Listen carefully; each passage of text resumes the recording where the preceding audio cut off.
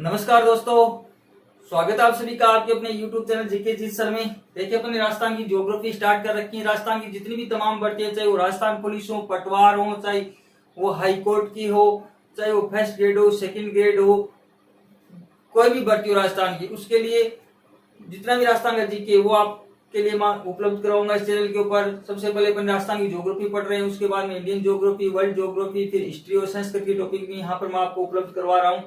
तो अपना टॉपिक था राजस्थान की जलवायु। दोस्तों, राजस्थान की जो जलवायु है, जलवायु का टॉपिक अपना चल रहा था। आज अपन पढ़ने वाले हैं जो इसके महत्वपूर्ण तथ्य हैं, जो इफेक्ट है महत्वपूर्ण परीक्षा उपयोगी जलवायु संबंधी, उसी के बारे में आज अपन चर्चा करेंगे। वैसे अपना टॉपिक तो चल ही रहा है जलवायु का, लेकिन आज जो महत्वपूर्ण तथ्य है उसी की चर्चा अपन करने वाले हैं।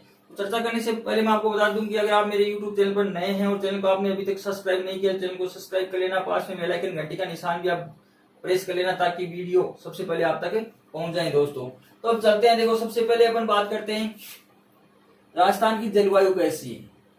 महत्वपूर्ण तथ्य पढ़ेंगे कि जलवायु, तापमान, वर्षा, उनके बारे में पढ़ेंगे, कहाँ ज्यादा होती है, कहाँ कम हो रही है, उन सभी के अपन यह चर्चा करेंगे। तो सबसे पहले अपन बात करते हैं राजस्थान की जलवायु कैसी है। उपोष्ण कटिबंध, उपोष्ण कटिबंधीय प्रकार की, उपोष्ण कटिबंध प्रकार की जलवायु है। अगर उपोष्ण कटिबंध की बात करूं तो मैंने कल अपन ने चर्चा की थी। देखो, ये जो 23.5 कर्क रेखा, ये जो कर्क रेखा है 23.5, ये मकर रेखा है, ये जो विषुवत रेखा है, इन दोनों जो कर्क रेखा और मकर रेखा के बीच वाला भाग क्या उष्ण कटिबंध है। और 23.5 से 66.5 डिग्री का जो भाग है वो किस में आता है, शीतोष्ण कटिबंध में आता है। और 66.5 से ऊपर वाला भाग किस में आ जाता है, शीत कटिबंध में आता है। तो राजस्थान की अपन ने चर्चा की थी कि यहाँ पर जो ये कर्क रेखा है जो बांसवाड़ा के कुशलगढ़ के बीचों बीच गुजरती है, तो इस कर्क रेखा, ये जो कर्क रेखा है उसका केवल दक्षिणी भाग ही उष्ण कटिबंध में आता है, उत्तर वाला भाग किस में आता है, शीतोष्ण कटिबंध में। 1% भाग ही आता है उस समय। तो इस कारण से ये जो उष्ण के आसपास वाला जो भाग है इसको किस में शामिल कर लिया गया, उपोष्ण कटिबंध में। कटिबंधों का मैंने एक वीडियो डाला है, उसको आप देखेंगे तो आपके समझ में आ जाएगा उपोष्ण कटिबंध कहाँ से कहाँ तक होता है, कितने डिग्री से कितने डिग्री तक होता है, उष्ण कितने से कितने तक है, शीतोष्ण कितने डिग्री के बीच होता है। तो उस वीडियो को आप जरूर देखना। तो यहाँ पर बात कर रहे थे राजस्थान की जो जलवायु है वो कैसी होगी, उपोष्ण कटिबंध प्रकार की जलवायु है। और भारत की जलवायु कैसी है, भारत की जलवायु कैसी है, भारत की जलवायु है उष्ण मानसूनी प्रकार की। कैसी है, उष्ण मानसूनी प्रकार की है, वो भी आप ध्यान रखेंगे।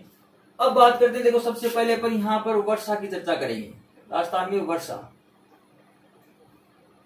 तो सबसे पहले मैं बता दूं कि राजस्थान में जो औसत वर्षा है, औसत वर्षा कितनी होती है। राजस्थान में औसत वर्षा होती है वो है 57.7 सेंटीमीटर, या हम कह सकते हैं 58 सेंटीमीटर। 58 सेंटीमीटर राजस्थान में वर्षा होती है। यह आपको ध्यान रखना है, कई बार एग्जाम में पूछा जाता है राजस्थान की जलवायु कैसी है। राजस्थान में औसत वार्षिक वर्षा 57.7 सेंटीमीटर, और या कह सकते हैं 58 सेंटीमीटर। अब बात करें सर्वाधिक वर्षा वाला जिला, सर्वाधिक वर्षा वाला जिला, वर्षा वाला जिला, सर्वाधिक वर्षा वाला जिला कौन सा है, सर्वाधिक जैसे ये झालावाड़ है आपका, यहाँ पर ये झालावाड़ है। यहाँ पर अगर बात करें तो यहाँ सर्वाधिक तो देखो वर्षा होती है, सर्वाधिक वर्षा वाला जिला है ये। और सर्वाधिक यहाँ पर क्या पाई जाती है, आर्द्रता, आर्द्रता भी यहाँ क्या सर्वाधिक है। तो सर्वाधिक वर्षा और सर्वाधिक आर्द्रता वाला जिला कौन सा हो गया आपका, झालावाड़ हो गया। सर्वाधिक वर्षा वाला जिला कौन सा हो गया, झालावाड़। ठीक है, सर्वाधिक आर्द्रता की बात करें, आर्द्रता वाला जिला भी कौन सा है आपका, कौन सा हो गया, झालावाड़ हो गया। कौन सा हो गया, झालावाड़ हो गया, झालावाड़। और सर्वाधिक वर्षा होने के कारण इसको क्या कहते हैं, राजस्थान का चेरापूंजी कहते हैं। राजस्थान का क्या कहते हैं, चेरापूंजी। जो भारत में क्या है, सर्वाधिक वर्षा कहाँ पर होती है भारत में? चेरापूंजी मोहन श्रीराम का जो स्थान है जहाँ पर सर्वाधिक वर्षा होती है मेघालय के अंदर है। गारो खासी जयंतियों पहाड़ियों के कारण यहाँ पर सर्वाधिक वर्षा होती है। मेघालय में चेरापूंजी जो है वहां पर मोहन श्रीराम नाम का स्थान है, तो वहां पर सर्वाधिक वर्षा होती है, तो इसको राजस्थान में क्या कहते हैं? चेरापूंजी कहते हैं। तो ये भी आपको ध्यान रखना है। अब देखो न्यूनतम की बात करें, न्यूनतम वर्षा वाला जिला, न्यूनतम वर्षा वाला जिला कौन सा हो गया? जैसलमेर। जैसलमेर न्यूनतम वर्षा कहां पर होती है? जैसलमेर में। ये जैसलमेर है, यहाँ न्यूनतम क्या होती है? वर्षा होती है, न्यूनतम वर्षा होती है यहाँ पर, ठीक है। और न्यूनतम आर्द्रता वाला जिला भी कौन सा हो गया? जैसलमेर। कौन सा हो गया? जैसलमेर। ये आपको ध्यान रखना है। न्यूनतम आर्द्रता भी कहाँ है? जैसलमेर में कम है। न्यूनतम आर्द्रता वाला जिला भी कौन सा हो गया? जैसलमेर हो गया। अब स्थान की बात करते हैं, सर्वाधिक वर्षा वाला स्थान, सर्वाधिक वर्षा वाला स्थान कौन सा हो गया? सर्वाधिक वर्षा वाला स्थान कौन सा हो गया? माउंट आबू। सर्वाधिक वर्षा वाला स्थान कौन सा हो गया? माउंट आबू। माउंट आबू, ठीक है। सर्वाधिक आर्द्रता वाला स्थान कौन सा हो गया? माउंट आबू हो गया। फिर न्यूनतम वर्षा वाला स्थान कौन सा हो गया? समगांव जैसलमेर। समगांव जैसलमेर कौन सा हो गया? समगांव जैसलमेर में, ठीक है। और न्यूनतम आर्द्रता वाला स्थान कौन सा हो गया? समगांव जैसलमेर हो गया। तो ये आपको ध्यान रखना है। तो यहां पर है समगांव,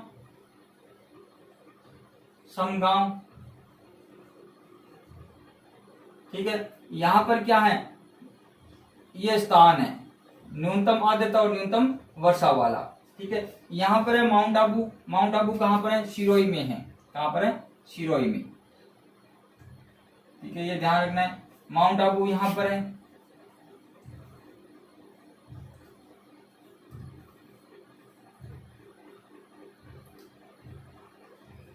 सर्वाधिक वर्षा वाला स्थान है, ठीक है। और सर्वाधिक आर्द्रता वाला स्थान हो गया है, ठीक है। ये ध्यान रखना है। अब अपन बात करते हैं शुष्क, सर्वाधिक शुष्क जिला।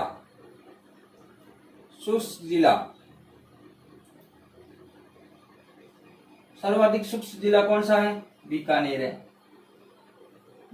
है। और सर्वाधिक शुष्क स्थान कौन सा है? फलोदी है। फलोदी कहां पर है? जोधपुर में है। ये जोधपुर में है। तो सर्वाधिक शुष्क जिला यहाँ बीकानेर है। ये क्या है? शुष्क जिला है, शुष्क जिला, ठीक है। और यहाँ पर है फलोदी। फलोदी कहाँ है? जोधपुर में है, ठीक है। फलोदी है जोधपुर में, जो क्या है? शुष्क स्थान है, सर्वाधिक शुष्क स्थान है। आगे होगी बात आपके समझ में। अब अपन देखो वर्षा की बात कर ली, यहाँ पर सर्वाधिक वर्षा वाला जिला, सर्वाधिक आर्द्रता वाला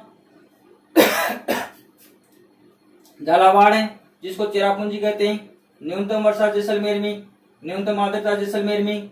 सर्वाधिक वर्षा वाला स्थान माउंट आबू सिरोही में है। सर्वाधिक आर्द्रता भी माउंट आबू सिरोही में। न्यूनतम वर्षा समगांव जैसलमेर में और आर्द्रता न्यूनतम समगांव जैसलमेर में। सबसे शुष्क जिला बीकानेर। सबसे शुष्क स्थान कौन सा हो गया?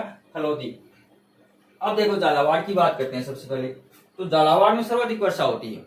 जैसे इधर से अरब सागर की शाखा आ रही है, इधर से कौन सी आ रही है? बंगाली खाड़ी वाली शाखा आ रही है यहाँ से, तो दोनों मिलकर के सबसे ज्यादा वर्षा यहीं पे होती है। क्योंकि वर्षा की बात करें तो राजस्थान में अगर बात करें तो राजस्थान में सर्वाधिक वर्षा कौन से क्षेत्र में होती है, तो ये देखो पूर्वी क्षेत्र है, ये दक्षिणी क्षेत्र है, ये उत्तरी है और ये पश्चिमी इधर। तो देखो ये दक्षिणी पूर्वी क्षेत्र में सर्वाधिक वर्षा होती है, दक्षिणी पूर्वी क्षेत्र में। और जो जो इधर जाते हैं, इधर आएंगे तो वर्षा कम होती चली जाएगी उत्तर पश्चिम भाग में। और अगर उल्टा बात करें, उत्तर पश्चिम से इधर दक्षिणी पश्चिम की ओर जाते हैं तो वर्षा क्या हो जाएगी, कम हो जाएगी। कारण क्या है, अरावली पर्वत श्रृंखला, कि अरब सागर की जो इधर से शाखा आ रही है वो इस अरावली पर्वत श्रृंखला है यहाँ पर। ये जो अरावली पर्वत श्रृंखला है आपकी यहाँ पर, ठीक है, तो इसके समांतर चली जाती है हवाएं, ठीक है। इधर से जो बंगाली खाड़ी की आती है तो यहाँ ऊपर उठ करके और यहीं पे इस क्षेत्र में क्या कर देती है, वर्षा कर देती है। इस कारण इस क्षेत्र में वर्षा ज्यादा होती है और इस क्षेत्र में वर्षा क्या होती है, कम होती है, क्षेत्र में अगर पूछा जाए तो, ठीक है। ये आपको ध्यान रखना है, आगे होगी बात समझ में। अब इसी कारण झालावाड़ में सर्वाधिक वर्षा होती है। कितने दिन वर्षा होती है, 40 दिन। झालावाड़ में कितने दिन वर्षा होती है, 40 दिन, ठीक है। और दूसरे नंबर पर आता है बांसवाड़ा आपका, बांसवाड़ा वर्षा में 2 नंबर पर आता है, दूसरा स्थान है इसका, दूसरा स्थान है जहां पर 38 दिन वर्षा होती है, ठीक है। और जैसलमेर की बात करें तो जैसलमेर में सबसे कम वर्षा होती है, 5 दिन वर्षा होती है। कितने दिन होती है, 5 दिन। जैसलमेर में केवल 5 दिन वर्षा होती है जैसलमेर में, ठीक है। ये भी आपको ध्यान रखना है। अब देखो वर्षा की बात करें तो सर्वाधिक वर्षा क्षेत्र के आधार पर देखें, क्षेत्र के आधार पर तो सर्वाधिक वर्षा कौन से मानसून से होती है, सर्वाधिक वर्षा है वो कौन से मानसून से होती है, तो दक्षिणी पश्चिमी मानसून से, दक्षिणी पश्चिमी मानसून से होती है। ये भी आपको ध्यान रखना है, ठीक है,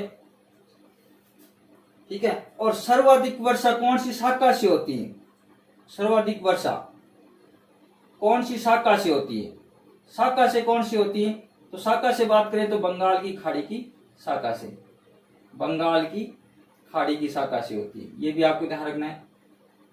शाखा की अगर बात करें तो सर्वाधिक बंगाली खाड़ी की जो इधर वाली शाखा है ना, ये देखो इधर से इस शाखा से होती है, बंगाली खाड़ी वाली शाखा से।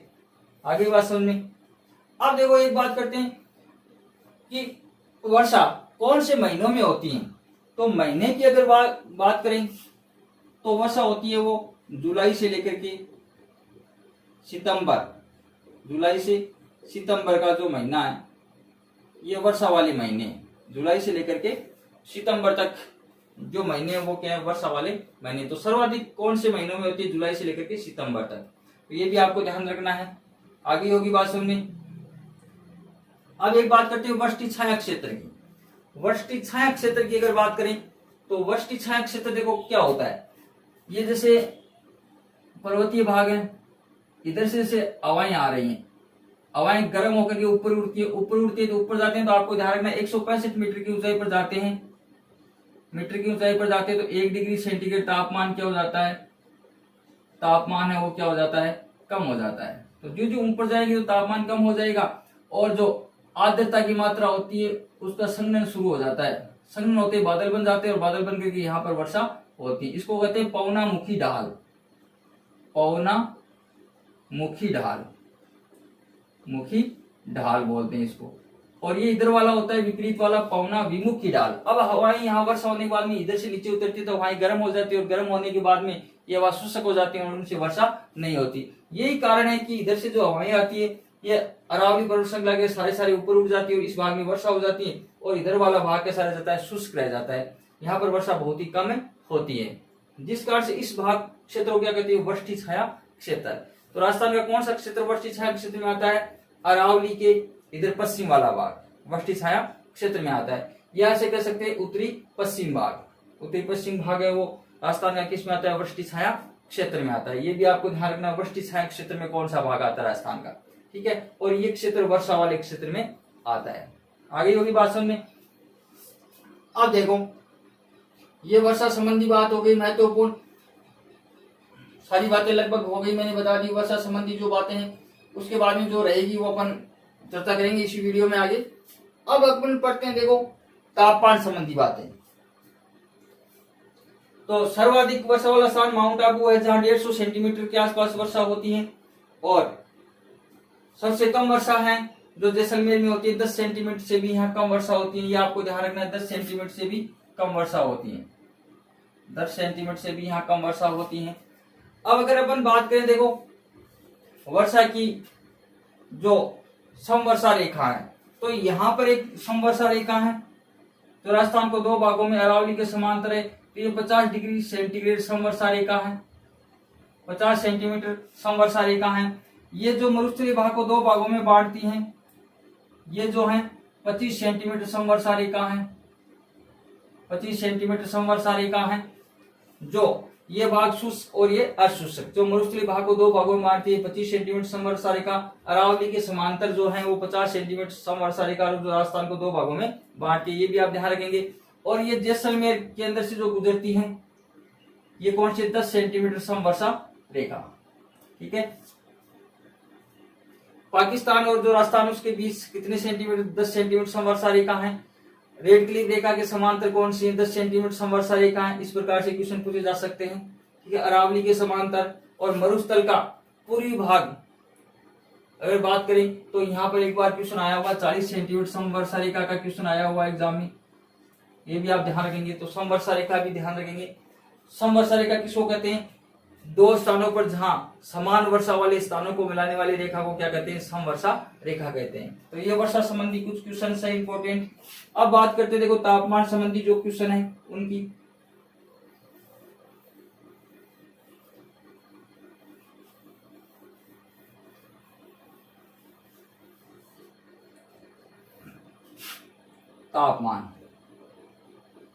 तापमान संबंधी कुछ क्वेश्चन है, उसकी बात करते हैं। तो राजस्थान की अगर औसत तापमान की बात की जाए,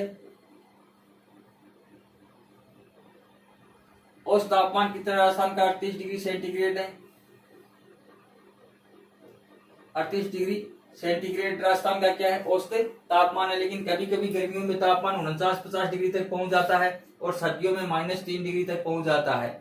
गर्मियों में ज्यादा तापमान क्यों हो जाता है, कारण क्या है कि यहाँ पर बलुई मिट्टी पाई जाती है, वो जल्दी गर्म हो जाती है, जिस कारण से पार्थिव किरणें निकलती हैं, तो आसपास का जो क्षेत्र है वो जल्दी गर्म हो जाता है। और रात के समय जो बलुई मिट्टी है उसकी प्रकृति ऐसा ही होती है, स्वभाव ऐसा होता है कि वो जल्दी ठंडी हो जाती है और रात के समय मौसम सुहावना हो जाता है। और सर्दियों में तो ज्यादा मिट्टी ठंडी होने से ऊपरी जो हवाएं वो ठंडी हवाएं नीचे की तरफ आ जाती है धरातल के पास, और वहां पर आकर के तापमान कम हो जाता है। और तापमान कम होने से वहां जो ओस के बाद में पाला वगैरह पड़ता है और -3 डिग्री तक तापमान पहुंच जाता है। तो ये भी आप ध्यान रखेंगे। अब देखो तापमान में अगर बात करें तो सबसे ठंडा जिला सर्दियों में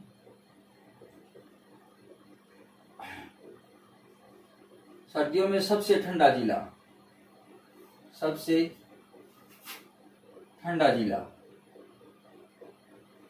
जिला कौन सा है, सबसे ठंडा जिला कौन सा है, चूरू है। और गर्मियों में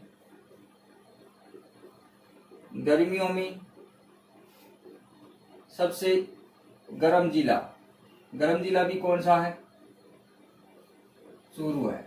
सबसे गर्म जिला कौन सा है, चूरू है। तो ये आपको ध्यान रखना है।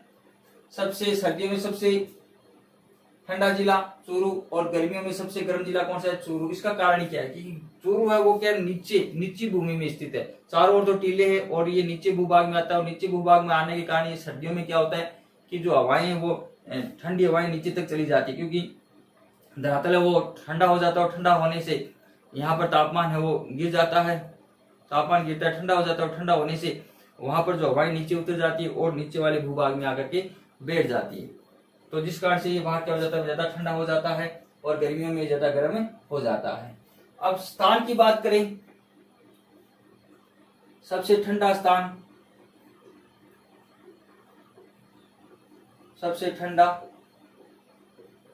स्थान की बात करें तो स्थान कौन सा है, माउंट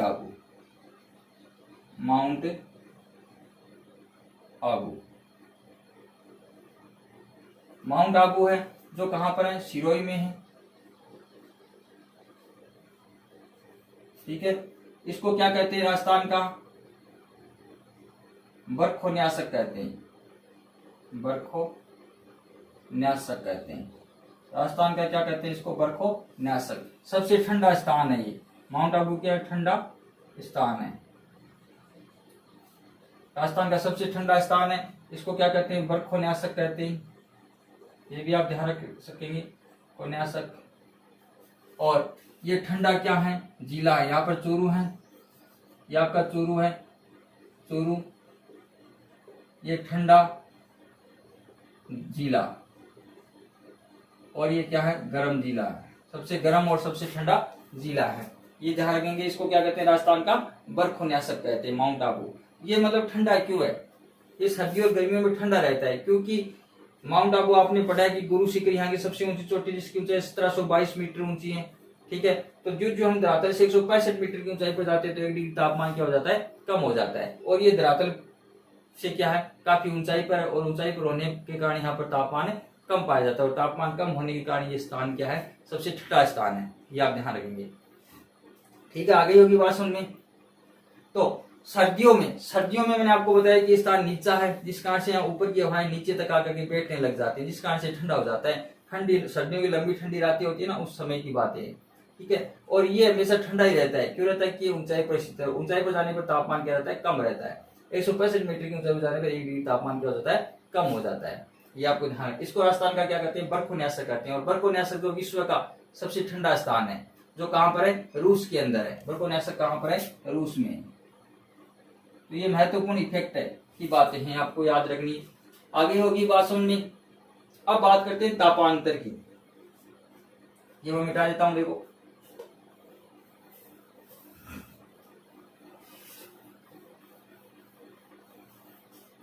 अब बात करते हैं तापांतर की। तापांतर का मतलब होता है तापमान में अंतर, कि एक समय तापमान बहुत ज्यादा होता है, जैसे दिन के समय तापमान बहुत ज्यादा होता है और रात के समय तापमान बहुत ज्यादा कम हो जाता है, तो अंतर को क्या कहते हैं, तापांतर कहते हैं, तापमान में अंतर।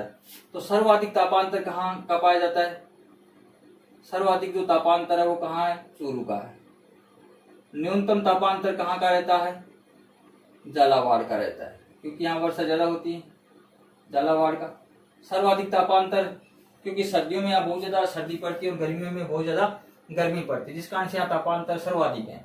और सर्वाधिक न्यूनतम तापांतर कहाँ का है, झालावाड़ का। अब अपन वार्षिक तापांतर की बात करें,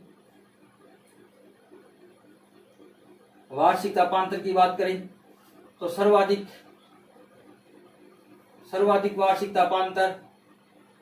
वार्षिक तापांतर की बात करें, वार्षिक तापांतर सर्वाधिक कहाँ का है, चूरू का है। और न्यूनतम वार्षिक तापांतर कहाँ का पाया जाता है, डूंगरपुर का है। अगर हम दैनिक तापांतर की बात करें, दैनिक तापांतर सर्वाधिक कहाँ पाया जाता है, सर्वाधिक है वो जैसलमेर में, सर्वाधिक जैसलमेर में। और न्यूनतम डूंगरपुर में। ये आप ध्यान रखेंगे, सर्वाधिक जैसलमेर में और न्यूनतम डूंगरपुर। सीधा पूछ लिया जाए कि तापांतर चूरू में सर्वाधिक, न्यूनतम झालावाड़ में। वार्षिक तापांतर की बात हो रही है तो सर्वाधिक चूरू में, न्यूनतम डूंगरपुर में। दैनिक की बात करें तो सर्वाधिक जैसलमेर में और न्यूनतम डूंगरपुर में। ये आपको ध्यान रखना है, थोड़ा महत्वपूर्ण इफेक्ट की बातें हैं ये तापांतर की बातें हैं। ठीक है, अब बात करें, देखो सबसे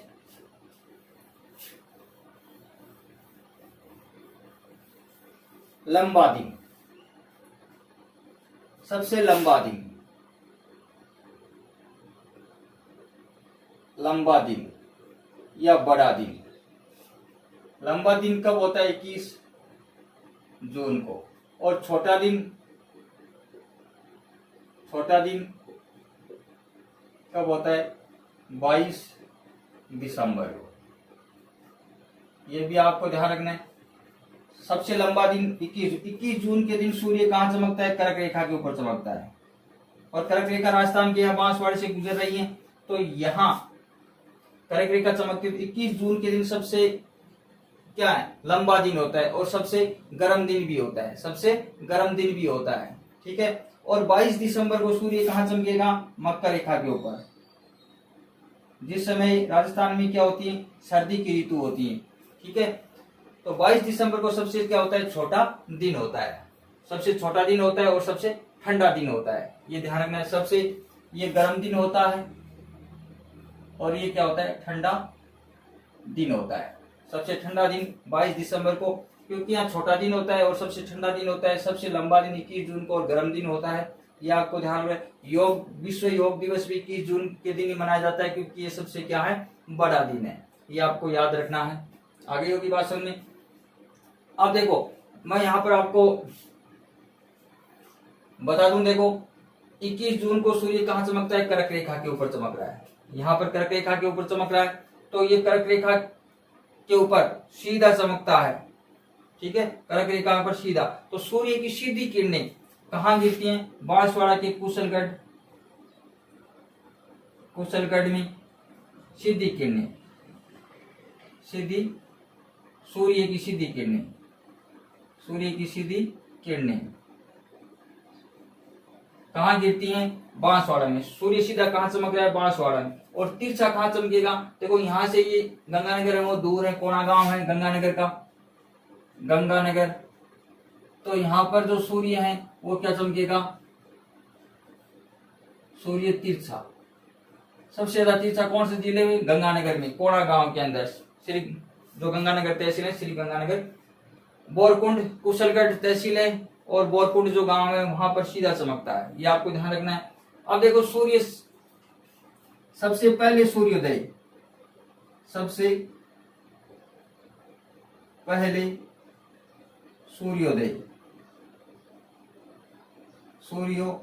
कहाँ होता है, धौलपुर में। ये धौलपुर है, क्योंकि आप ध्यान रखेंगे कि सबसे पूर्व में धौलपुर स्थित है। इधर से देखते हैं तो धौलपुर है पूर्व में। तो सबसे पहले सूर्योदय और सूर्यास्त होता है, और सबसे अंत में सूर्योदय। सबसे अंत में सूर्योदय कहाँ होगा,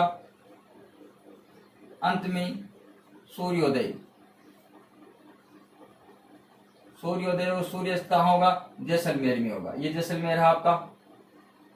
ठीक है, ये ध्यान रखेंगे। सबसे पहले सूर्योदय और सबसे अंत में कहाँ होगा, जैसलमेर में। ये भी ध्यान रखना है। अब सबसे जो गर्म महीना कौन सा होगा, जून होगा। और ठंडा महीना कौन सा हो जाएगा, जनवरी। सबसे ठंडा महीना कौन सा होगा, जनवरी का होगा। ये भी आप ध्यान रखेंगे। ठीक है। सर्वाधिक वर्षा कौन से महीने में, जुलाई, अगस्त और सितंबर में होती है। सबसे गर्म महीना कौन सा, जून। सबसे ठंडा कौन सा है, जनवरी है। अब सर्वाधिक वर्षा की विषमता की बात करें तो सर्वाधिक वर्षा की विषमता है वो बाड़मेर में पाई जाती है। ये बाड़मेर है। सर्वाधिक वर्षा की विषमता की बात करें, सर्वाधिक वर्षा की विषमता कहाँ है, बाड़मेर में। और न्यूनतम यहाँ डूंगरपुर है। और डूंगरपुर में बात करें तो न्यूनतम वर्षा की विषमता कहाँ होती है, डूंगरपुर में होती है। ये भी आप ध्यान रख सकते हैं। सर्वाधिक वर्षा की विषमता और सबसे कम वर्षा की विषमता कहाँ पर होती है। आगे होगी बात समझने। अब इसके बाद में कुछ आपके इस जलवायु के टॉपिक में कुछ महत्वपूर्ण शब्दावली है, उसके बारे में भी आपको ध्यान रखना है। तो मैंने आपको बता दिया वृष्टि सहायक क्षेत्र, ये तो सारी अपनी चर्चा हो गई। अब देखो अपन बात करते हैं, देखो लू क्या है, कि गर्मियों में क्या होता है कि जब सूर्य यहाँ होता है ना, मई जून जब इधर आना शुरू हो जाता है, मई के बाद में, ठीक है, मार्च के बाद में इधर आना शुरू हो जाता है, तो इधर गर्मी की ऋतु हो जाती है उत्तरी गोलार्ध में। और ये जो यहाँ बलुई मिट्टी है वो जल्दी गर्म हो जाती है, और जल्दी गर्म होने से तापमान बढ़ जाता है। तो तापमान बढ़ने से वायुदाब यहाँ पर क्या होता है, कम। और वायुदाब कम होने से चारों ओर की हवाएं यहाँ पर आनी शुरू हो जाती हैं। और यहाँ मरुस्थलीय भाग होने के कारण यहाँ धूल भरी आंधियां चलती है। और धूल भरी आंधियां जो गर्मियों में चलती है उसको हम क्या कहते हैं, लू कहते हैं। गर्मियों में चलने वाली धूल भरी आंधियों को हम क्या कहते हैं, लू कहते हैं। एक होता है आपका बबूलिया। एक क्या होता है, बबूलिया क्या कहते हैं कि जब कई स्थानों पर वायुदाब इतना कम हो जाता है कि वहां पर हवाएं तेज गति से घूमती है और ऊपर की तरफ उड़ती है, तो उसको हम क्या बोलते हैं, बबूलिया कहते हैं। जो भंवर उत्पन्न हो जाता है, गोल घेरे में हवाएं उड़ती है भंवर के रूप में, तो उसको हम क्या बोलते हैं, बबूलिया बोलते हैं। एक आपके यहाँ पुरवैया मैंने आपसे चर्चा की थी कि इधर जो बंगाली खाड़ी वाला मानसून है तो इस भाग में वर्षा कर देता है, फिर यहाँ अरावली से ऊपर उठ करके और यहाँ नीचे की तरफ आता है तो उसमें आर्द्रता की मात्रा कम रहती है, लेकिन इधर वाले मानसून से थोड़ी आर्द्रता की मात्रा मिल करके और फिर यहाँ पर वर्षा होती है। उसको हम क्या बोलते हैं, पूर्वैया, कि इधर से ये पूर्व दिशा से हवाएं आती है, ठीक है। बंगाली खाड़ी की शाखा से आने वाली जो ये पूर्वी हवाएं हैं उनसे जो वर्षा होती है ना, तो उसको हम क्या बोलते हैं, पूर्वैया कहते हैं। क्या कहते हैं, पूर्वैया कहते हैं। तो ये बंगाली खाड़ी की शाखा से होती है। एक होता है मावठ, मावठ, मावटा या प्रागवाट। ये देखो इधर से जेट स्ट्रीम हवाएं चलती है 10 से 12 किलोमीटर ऊंचाई पर, इधर से ये हवाएं आ रही हैं पश्चिम दिशा से, इसको बोलते हैं पश्चिमी विक्षोभ। पश्चिमी विक्षोभ यहाँ पर है भूमध्य सागर, जो अफ्रीका के ऊपर है भूमध्य सागर है, उससे होकर के जब ये निकलती है तो इधर से आर्द्रता ग्रहण कर लेती है। आर्द्रता ग्रहण करके जब भारत में प्रवेश करती है पश्चिम की ओर से, जो जेट स्ट्रीम हवाओं के साथ ये प्रवेश करती है, तो एक शाखा तो तिब्बत के पठार के ऊपर से चली जाती है और एक शाखा भारत में प्रवेश करती है। उसके साथ ये हवाएं जो भारत में प्रवेश कर जाती है और उनसे सर्दियों में शीतकाल में क्या होती है, वर्षा होती है। उसको हम क्या कहते हैं, मावठ। जो हल्की वर्षा होती है पंजाब, हरियाणा, राजस्थान इन इलाके में हल्की वर्षा होती है, उसको हम क्या कहते हैं, मावठ या मावटा कहते हैं, जो रबी की फसल के लिए बहुत ही उपयोगी है। तो जो पश्चिमी विक्षोभ जो भूमध्य सागर से होकर के आते हैं और जो भारत में पश्चिमी भाग में वर्षा करते हैं, उसी को हम क्या कहते हैं, मावठ कहते हैं, मावटा कहते हैं। आगे होगी बात समझ में, मावठ मावटा ये क्या है, ठीक है। एक होता है रेगिस्तानी मार्च, जब ये भाग है मरुस्थलीय भाग, यहाँ की जो धूल भरी धूल है, जो रेत है, वो एक स्थान से दूसरे स्थान पर चली जाती है वहां के द्वारा, तो उसको क्या बोलते हैं, रेगिस्तानी मार्च कहते हैं। तो ये कुछ जलवायु संबंधी महत्वपूर्ण शब्दावलियां भी हैं, उसको भी आप ध्यान में रखेंगे। तो दोस्तों ये मुख्य बातें थी जिसके बारे में अपन ने यहाँ पर चर्चा कर ली है। आगे होगी आपकी बात समझ में, राजस्थान की जलवायु कैसी है, तापमान कितना है, औसत वर्षा कितनी है, सर्वाधिक वर्षा, सबसे कम वर्षा, सर्वाधिक स्थान, सबसे कम स्थान, तापांतर, तापमान में, ठंडा जिला और ठंडा माह है, सबसे गर्म माह है। तो ये सारी चीजें अपन ने यहाँ पर दोस्तों चर्चा की। अगर आपको वीडियो अच्छा लगे तो लाइक शेयर कमेंट जरूर करना, चैनल को सब्सक्राइब करना ना भूलें और वीडियो को अपने दोस्तों में जरूर शेयर करना। धन्यवाद दोस्तों। आगे जलवायु का टॉपिक अपन फिर पढ़ेंगे।